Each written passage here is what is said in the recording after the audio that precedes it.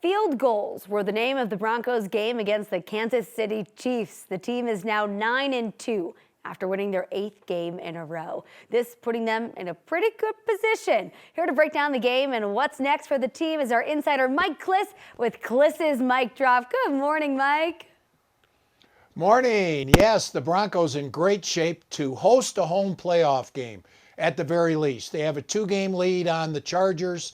They basically have buried the Kansas City Chiefs now. I think they're 3.5 up on them with 6 games to go. The Chiefs, even Patrick Mahomes said yesterday, the division is out of reach. But they now have to concentrate on making the playoffs as a wild card. Very exciting game despite all the penalties. Adrian Hill's crew, it's just too bad that they called so many penalties. The Chiefs never could get going. They had 10 penalties, most of them on offense. The Broncos, the defense would have been better, but so many penalties on the defense, in particular Riley Moss with the big PIs that really hurt the Broncos. But the identity still with this team. The reason why the Broncos have a chance to go all the way is because of their defense. Vance Joseph just so creative in how he dials up his blitzes and brings his blitzes from other people. Yesterday, their big sacker was not Nick Bonito or Jonathan Cooper or Zach Allen. It was Jaquan McMillan, a cornerback, coming from the slot position. He got 2 sacks on Patrick Mahomes and also had what I thought was the biggest play of the game, the interception, where Mahomes scrambled, had his running back Mitchell open around the goal line for what would have been a touchdown, but he didn't put enough air under it. McMillan was kind of caught in between the running back and the quarterback,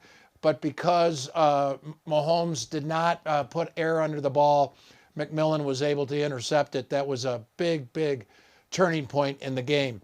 Bo Nix, boy, did he respond after all the criticism he got the last 10 days following the mini-bye and win on Thursday night where he didn't play his best at all against the Raiders.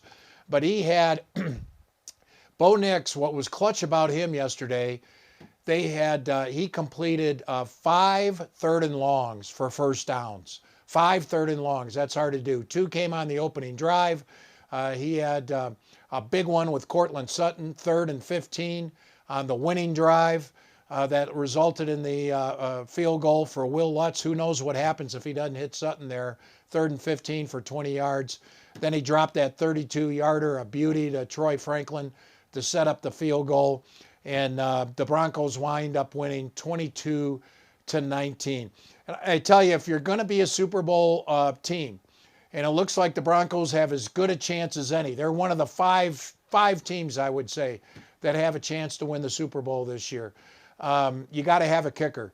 And Will Lutz is really in a groove. He 5 for 5 in field goals. And not only 5 for 5 in field goals, that 54-yarder he made it to tie it at 19.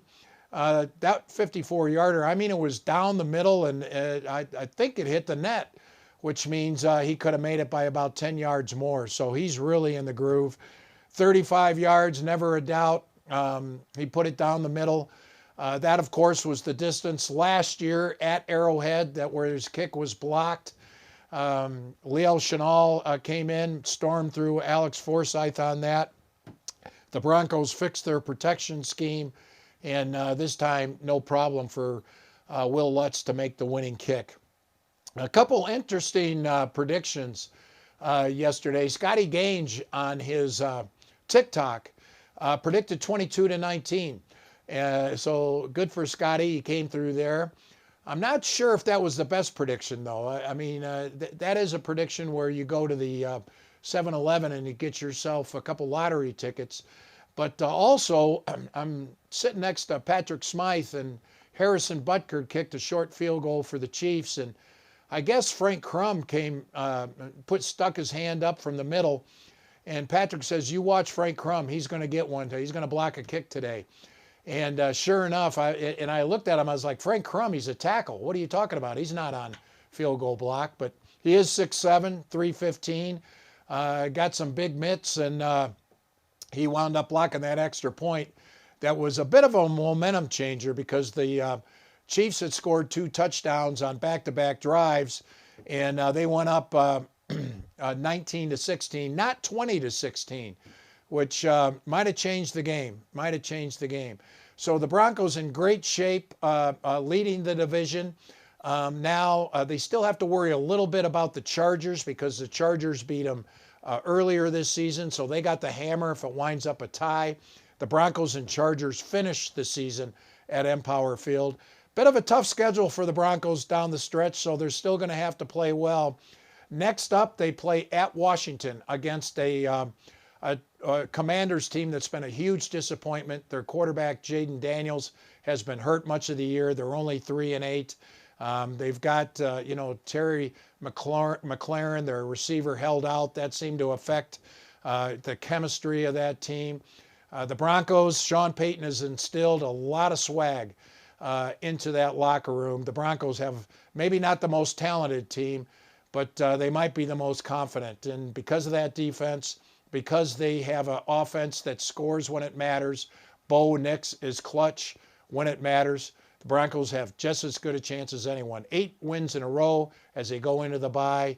And that's it for Klis's Mic Drop. We will see you again in a week as the Broncos try to make it 10 wins, 10-2 against the Washington Commanders.